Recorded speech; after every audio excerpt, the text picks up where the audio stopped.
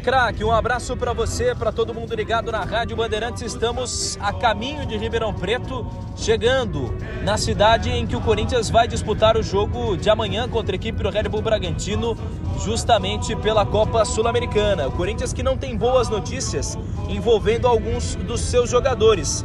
Romero teve um problema muscular e será desfalque para essa partida diante da equipe do Red Bull Bragantino. Foi o que informou o Corinthians agora há pouco, porque o Romero sentiu um desconforto, ele teve um desconforto muscular e será desfalque para essa partida. Romero, que inclusive estava sendo titular nos últimos jogos e tal, ele teve um desconforto no músculo posterior da coxa esquerda e vai ser desfalques.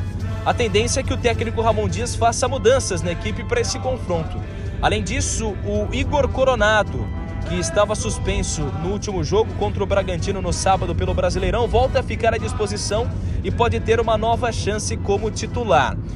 O que a gente tem de informação é que uma provável escalação do Corinthians tem Hugo Souza no gol, no sistema defensivo Mateuzinho, Félix Torres, Gustavo Henrique, Kaká e Matheus Bidu, né?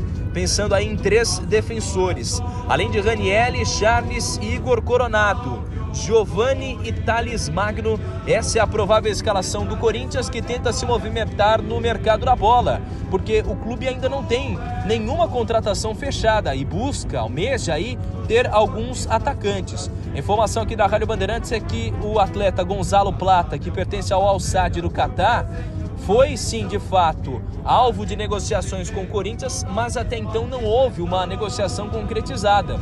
Até porque o que a gente sabe é que o Al Sadd do Catar pede 12 milhões de euros por esse atleta, mais 20% de uma futura venda. E por isso o Gonzalo Plata se afastou um pouco dessa possibilidade no Corinthians. Outro nome bastante falado, e até você tem tratado dessa informação nos Donos da Bola da TV Bandeirantes, é sobre o Alex Arce, jogador paraguaio de 29 anos que pertence à LDU de Quito e que o Corinthians fez uma proposta de 2,5 milhões de dólares, cerca de 14 milhões de reais.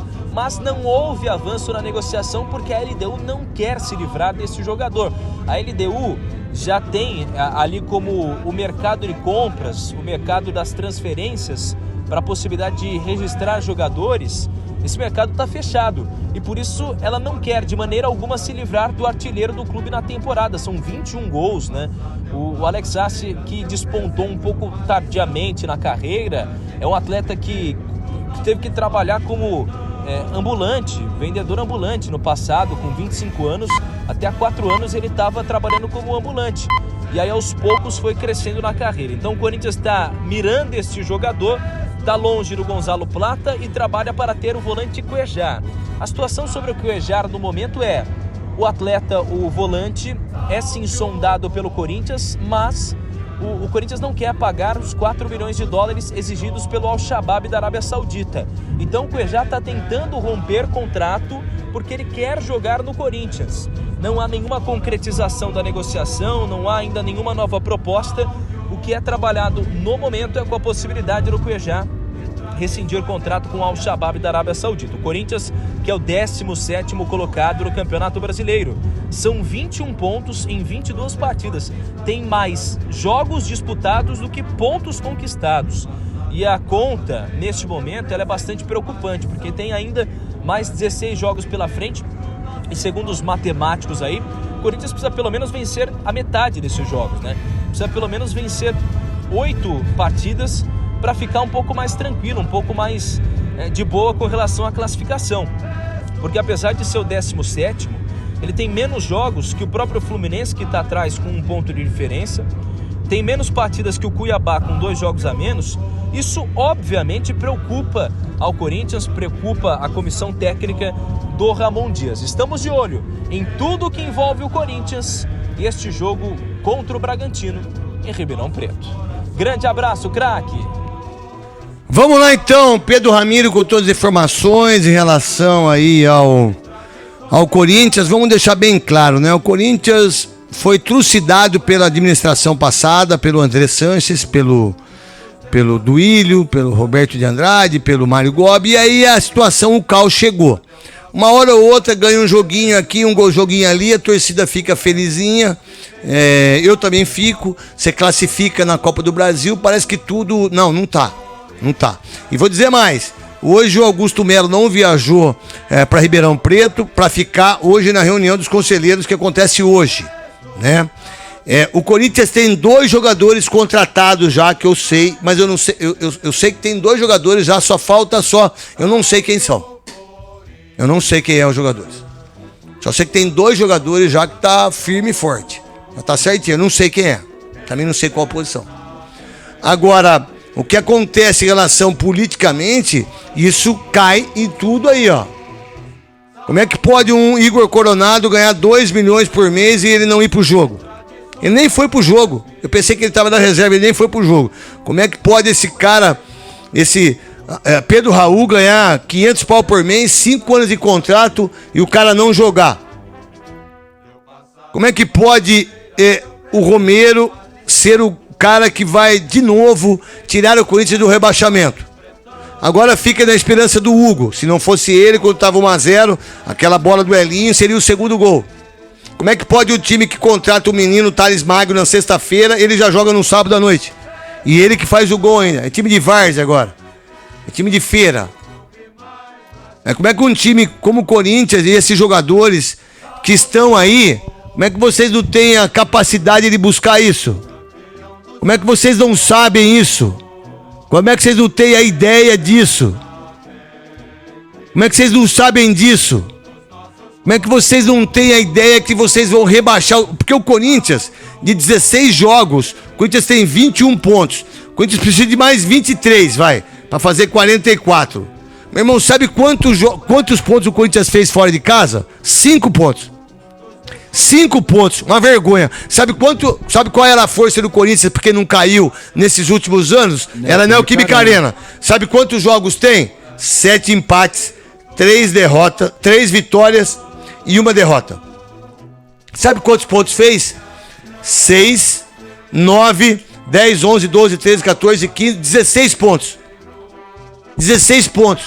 Isso é um absurdo. Um absurdo. Uma vergonha. O Fagner entra gordo pra caramba, não consegue jogar. Pelo menos eu era gordo e fazia gol.